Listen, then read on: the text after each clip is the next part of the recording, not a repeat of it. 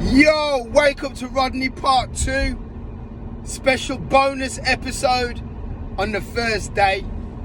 Right, so there's this program that I watch called Make It to Market. I absolutely love it because it shows you that people who go into business have no idea about business, which is why they should absolutely do a business course prior to and while starting a business.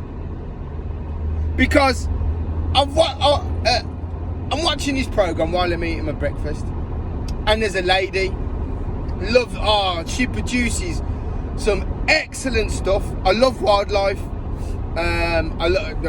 Everybody knows my passion is wildlife photography, and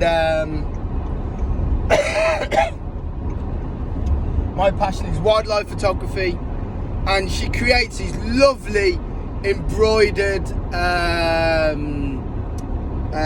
pieces of like UK wildlife, of like UK birds, badgers, polecats, whatever. Just beautiful British wildlife. Absolutely amazing. Love it. Absolutely love it. Right, so she spent 100 hours making this puffin piece, and it's two puffins like rubbing their beaks together. She spent 100 hours doing it, and she wants to sell it for £250. Now, I would have bought it for £250, knowing that she spent 100 hours doing it, because that means she's working for £2.50 an hour. Hold on. Yeah, 100 times £2.50. Got to do my maths then. Jeez. Yeah. So it needed to be at least over £1,000 for it to be worth for a while. So she knows that she could spend a week making something, yeah, sell it for £1,000, and she'll be, or £1,000 plus. Even at £1,000, it's still £10 an hour. So she needs to be really 1,250. So she wants to do this for a business, her embroidery. So the program's called Make It to Market. Now, I'd love to record it and do like, a proper video on it. Now, my thing is, this lady, lovely lady, she's had some negativity in her life, suffers with mental health, and she's been in therapy for 3 years. So I would say to her, is this really a business for you, or is it just a nice hobby that you love doing, and if you sell something, that's great? Or can you turn this into a business by building a brand? Now, in terms of the quality of her work, she could definitely build a brand from it, 100% build a brand from it, because I would buy something, I'd pay £250 for something that took 100 hours to make. But how can she scale this business? How can she turn this hobby into a business? So the guy set her a challenge, like 3 things. Her showpiece. Yeah. So for example, if I take my own photography, my showpiece is my perfect heron picture. Perfect. That's my showpiece. That's going on the front cover of my book. What I want to sell multiple of, thousands of, is my book. And then what I want to be my bread and butter, yeah, is being paid to go and photograph certain things. So I've got 3 ways of making money. Same for this lady. Something that can scale, that she can sell thousands of. Something that's a showpiece, yeah, and her day-to-day. So her day-to-day would be bespoke peaches. That's the name of my dog. bespoke pieces. So that's people emailing her, phoning her, oh, can you do an embroidery of my favourite animal for my daughter, which is a lion, it's going to go in her bedroom. You know, that's a request of the rich. Great, love it, do it. That's her every day. That's what's going to pay her mortgage. At the same time, running alongside that, she's going to do a showpiece once every 3 months. This would be my advice to her. And that showpiece is something that you're going to sell to one of your collectors for £1,500, £2,000, £3,000, £4,500. It's going to go in a gallery. It's going to go, someone's going to make some commission off it. Yeah, it's going to be framed. It's going to be put away. So then, now you're an embroiderer. So what you can do is a run of pieces, and then you send those run of pieces off to a manufacturer who can either drop ship or make a number, a limited run, 1,000 of each, 100 of each, 250 of each, and people, collectors, would collect all 5 or all 10. That makes sense to me. Now, what doesn't make sense to me is, why is my car cold? What doesn't make sense to me is the fact that you're going into this business, you're going into business with no clue. No clue. So obviously this show wouldn't be a show if he didn't have people with no clue about anything in order to make the show up, would he? So that's the whole point. Make the show. So he's looking. So if someone had their head screwed on and done a business course, would it really be? It might be, because, you know, we all love these business programs. Although I cannot watch The Apprentice. I can't watch it. I can't watch Dragon's Den. Can't watch it. I can't watch the stupidity. Yes, at some point there's genius. I can't watch the stupidity.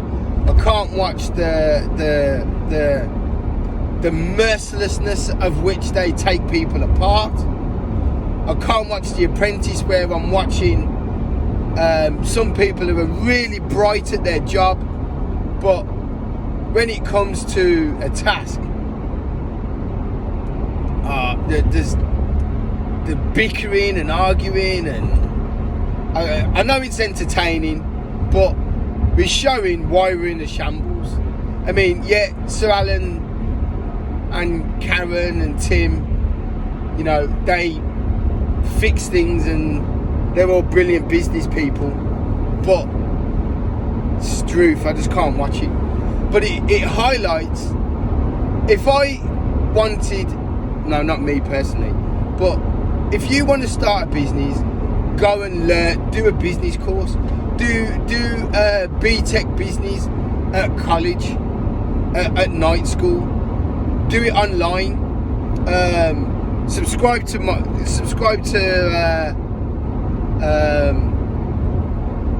YouTube channel and contact me regularly.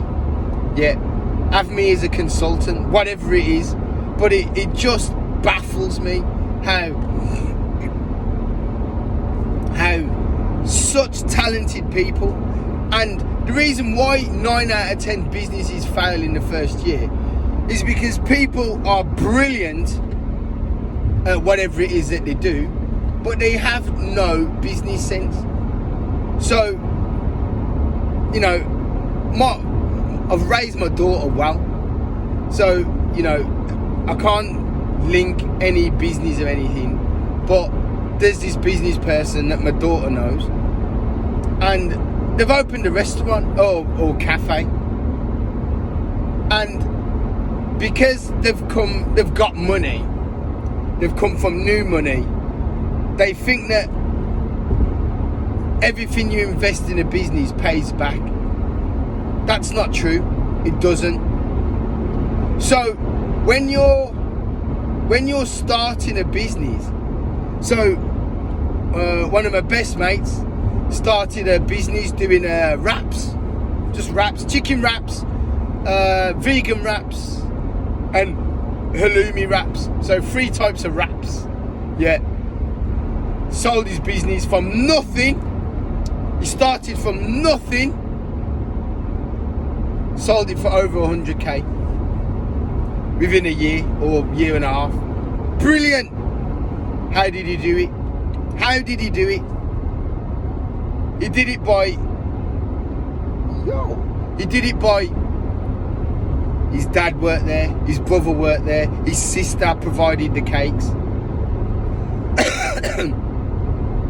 His mom looked after the kids. Blah blah blah. Do you see what I mean? It's not, yes, so not everybody has the luxury of an amazing family, but you can't just throw money at a business and a business works. That's not how business works. So for example, this other business, yeah, they needed fryers. So you go to Nisbets, or you go to the catering shop in Birmingham, opposite the Blues Ground, by the Blues Ground, and you buy 2 second-hand fryers, £500 each, £1,000, 2 fryers, perfect. Yeah. Spend a bit more, £600 each. You don't go and buy brand new fryers at £6,000. You don't do it. You just don't do it. It's madness. It's madness. You've got to know. You've got to know something about the business you're going into. So, for example, there's a reason why I'm not in the car buying and selling trade, because I don't know enough about cars. I love cars. I love driving them. I love owning them. But I don't know enough about cars. I don't want to know more about cars. All I want to know is that I've got a collection. I've got 5 cars. I've got a collection of cars. I take them to someone who does stuff. I might know a little bit, but it's not my business. It's not something that I would do. Whereas someone else, my age, has made millions buying and selling cars, because that's his passion, that's his energy, that's his love. So same for watches. Nico, yeah, his love is watches. You've got to know your business. I don't know cars, so I wouldn't set up a business doing cars unless I was willing to go above and beyond and learn about cars. No. So if someone comes in with a Seat Leon or an Audi A4, great photograph, or Audi A4, he knows straight away that's worth this amount. I'll make this amount, and I won't sell it for anything less. A Lexus, Nissan Juke comes in, Mitsubishi comes in. I probably wouldn't even touch those cars. Skoda. So my point is, you've got to know your business. So that's why, going back to what I said at the start, the lady with the embroidery, absolutely love it. She just needs to learn how to do business. Now, the fact that she keeps bringing up mental health, yeah, is this woman really ready for business? Is she ready to be let down? Is she ready to be upset? Is she ready for when customers don't pay?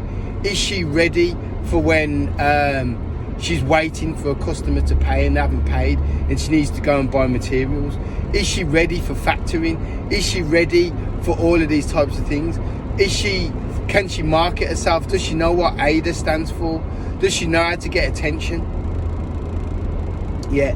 Does she know how to get her piece into someone's hands who can get her some eyeballs? Yeah.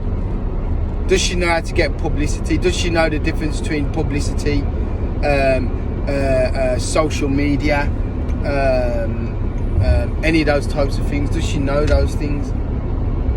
Yes or no? I don't know. And that is my point. Don't just think, oh yeah, business is a great thing, I'm going to do it. Because it is. It's the backbone of the British economy. Yeah, at the moment, small to medium businesses, SMEs, are getting absolutely smashed, left, right, and centre, smashed, and the government ain't helping us. The government isn't helping, and they need to stop smashing us to bits, stop smashing the middle class to bits, yeah, and start supporting us, start helping us. See, this is what I mean. Why have I not done that? Just pulled over on there and taken that photograph. That's what I'm going to do next time. I'm going to do it one day. Or I could pull in there and then walk back. Can you get back out though? So I'm talking to myself. It's a great photograph of the power station. Listen, like and subscribe, guys.